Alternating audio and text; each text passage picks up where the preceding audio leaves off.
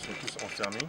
Et il y a des collègues qui sont là pour essayer de remettre un petit peu de l'ordre, nettoyer un petit peu les dégâts qu'il y a eu sur les cassures. Et voilà, tout ce qu'ils ont cassé, quoi. Justement, quels sont les dégâts? Vous avez pu les voir? Les dégâts sont, les cours de promenade ont été saccagés, les parloirs ont été saccagés, les vitres sur un poste de sécurité ont été saccagées aussi. Les vitres ont été explosées. Là, la prison, on peut plus travailler, mes collègues ne peuvent plus travailler dans de bonnes conditions.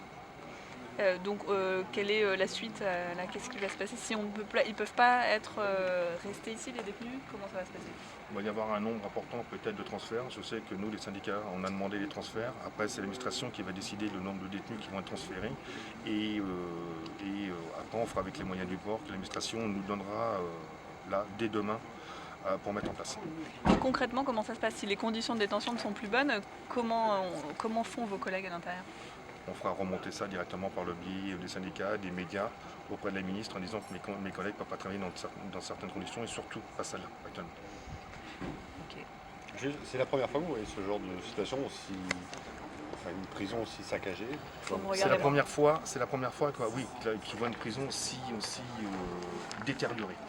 Et même pas pour des motifs, voilà, un détenu est décédé, bon, voilà, je veux dire, mes collègues sont intervenus en temps et en heure, toute la règle a été respectée, voilà. Mais c'est la première fois que je vois une prison aussi saccagée comme ça, oui, tout à fait. Pourquoi ça a explosé selon vous? C'est propre à cette prison?